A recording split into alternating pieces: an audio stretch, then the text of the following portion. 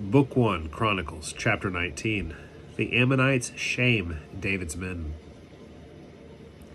Nahash was king of the Ammonites. When Nahash died, his son became the new king.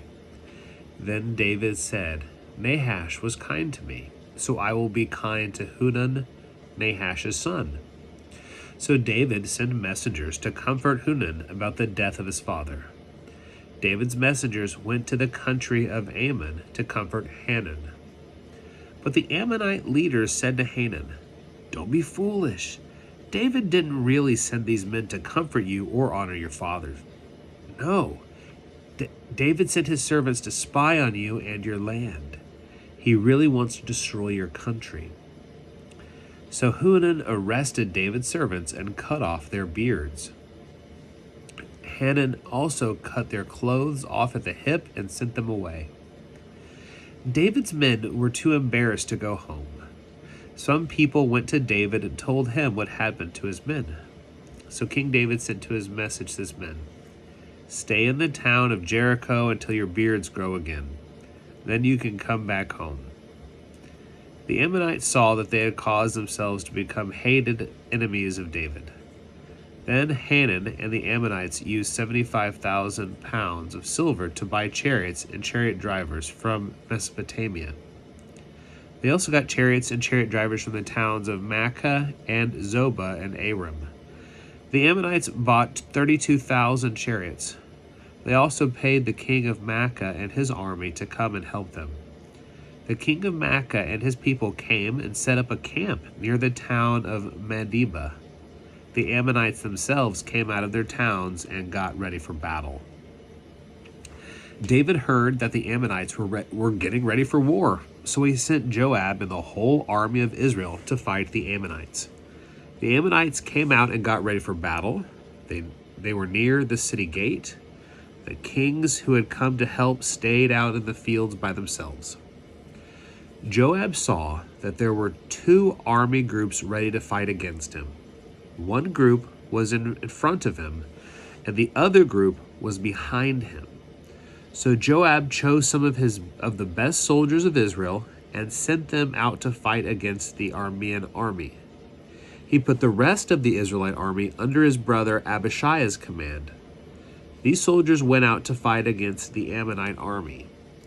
Joab said to Abishai,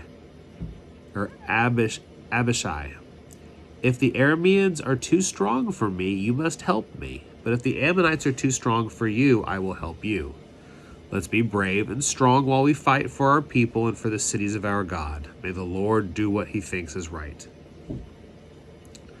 Joab and the army with him attacked the Aramean army. The Arameans ran away from Joab and his army. When the Ammonite army saw that the Aramean army was running away, they also ran away. They ran away from Abishai and his army. The Ammonites went back to their city, and Joab went back to Jerusalem. The Aramean leaders saw that Israel had defeated them, so they sent messengers to get help from the Arameans living east of the Euphrates River. Shaphat was the commander of Hadadezer's army from Aram. Shaphat also led the other Aramean soldiers. David heard the news that the Arameans were gathering for battle, so he gathered all the Israelites. David led them across the Jordan River, and they came face to face with the Arameans. David got his army ready for battle, and they attacked the Arameans. The Arameans ran away from the Israelites.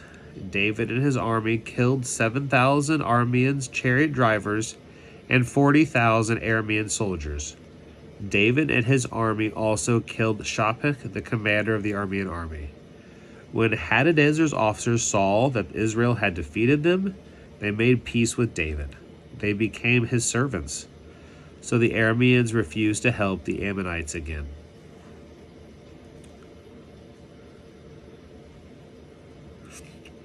Book 1, Chronicles Chapter 20. Joab destroys the Ammonites.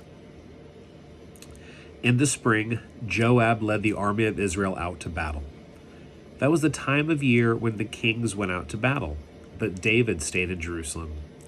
The army of Israel went to the country of Ammon and destroyed it. Then they went to the city of Rabbah. The army captured around the city. The army camped around the city. They stayed there to keep people from going in or out of the city. Joab and the army of Israel fought against the city of Rabbah until they destroyed it.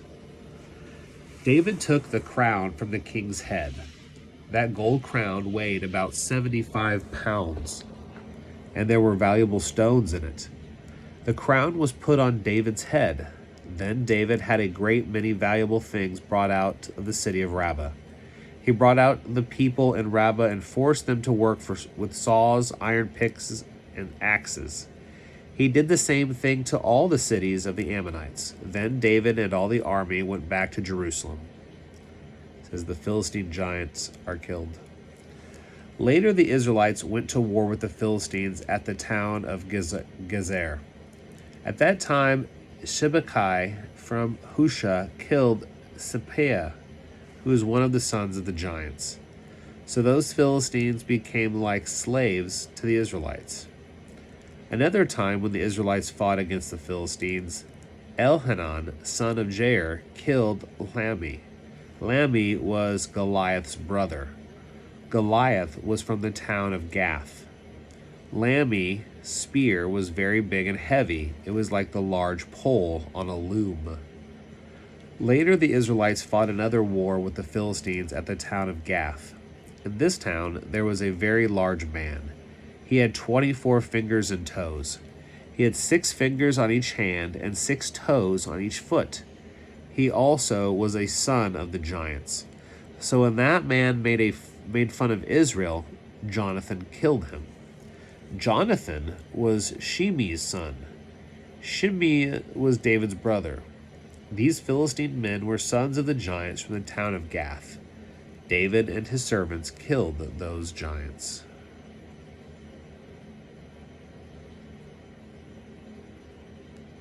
Book 1, Chronicles Chapter 21. David sins by counting Israel. Satan was against the Israelites. He encouraged David to count the Israelites. So David said to Joab and the leaders of the people, "Go and count all the Israelites. Count everyone in the country, from the town of Beersheba all the way to the town of Dan. Then tell me, so I will know how many people there are." But Joab answered, "May the Lord make his nation 100 times as large. Sir, all the Israelites are your servants. Why do you want to do this thing, my lord and king? You will make all the Israelites guilty of sin." But David was stubborn. Joab had to do what the king said. So Joab left and went through all the country of Israel, counting the people. Then he came back to Jerusalem and told David how many people there were. In Israel, there were 1.1 million men who could use a sword, and there were 470,000 men in Judah who could use a sword. Joab did not count the tribes of Levi and Benjamin because he did not like King David's order. David had done a bad thing in God's sight, so God punished Israel. So the next part is God punishes Israel. Then David said to God, "I have done something very foolish. I have committed a terrible sin by counting the Israelites. Now I beg you to take the sin away from me, your servant." Gad was David's seer. The Lord said to Gad, "Go and tell David, this is what the Lord says. I am going to give you 3 choices. You must choose one of them, then I will punish you the way you choose." Then Gad went to David. He said to David, "The Lord says, David, choose which punishment you want. 3 years without enough food, or 3 months of running away from your enemies while they use their swords to chase you, or 3 days of punishment from the Lord.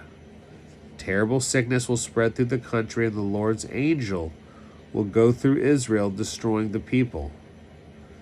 David, God sent me. Now you must decide which answer I will give him." David said to Gad, "I am in trouble. I don't want some of men to decide my punishment. The Lord is very merciful, so let him decide how to punish me." So the Lord sent terrible sickness to Israel, and 70,000 people died. God sent an angel to destroy Jerusalem.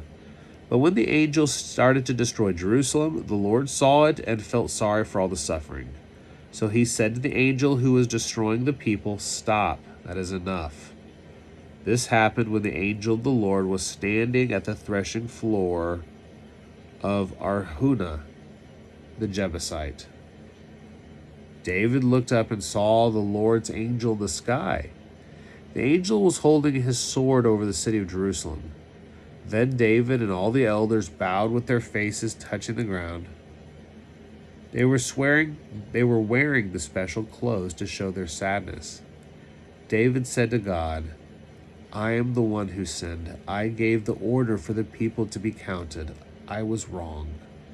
The Israelites did not do anything wrong. Lord my God, punish me and my family, but stop the terrible sickness that are killing your people." Then the angel of the Lord spoke to God. He said, "Tell David to build an altar to worship the Lord. David must build that altar near the threshing floor of Arhunah the Jebusite." Gad told David this, and David went to Arhunah's threshing floor. Arhunah was threshing the wheat. He turned around and saw the angel. His 4 sons ran away to hide. David walked up the hill to Arhunah. Arhunah saw him and left the threshing floor. He walked to David and bowed with his face to the ground in front of him. David said to Arhunah, "Sell me your threshing floor. I will pay you the full price. Then I can use the area to build an altar to worship the Lord. Then the terrible sickness will be stopped." Arhunah said to David, "Take this threshing floor. You are my lord and king, so do whatever you want. Look, I will also give you cattle for the burnt offering. You can have the wooden threshing tools to burn for the fire on the altar, and I will give the wheat for the grain offering. I will give all of this to you." But King David answered Arhunah, "No, I will pay you the full price. I will not take anything that is yours and give it to the Lord. I will not give offerings that cost me nothing." So David gave Arhunah about 15 pounds of gold for the place. David built an altar for worshiping the Lord there. David offered burnt offerings and fellowship offerings. He prayed to the Lord. The Lord answered David by sending fire down from heaven. The fire came down on the altar of burnt offering. Then the Lord commanded the angel to put his sword back into its sheath. David saw that the Lord had answered him on the threshing floor of Arhunah, so David offered sacrifices there. The Lord's holy tent and the altar of burnt offerings were at the high place in the town of Gibeon. Moses had made the holy tent while the Israelites were in the desert. David could not go to the holy tent to speak with God because he was afraid. He was afraid of the angel of the Lord and his sword.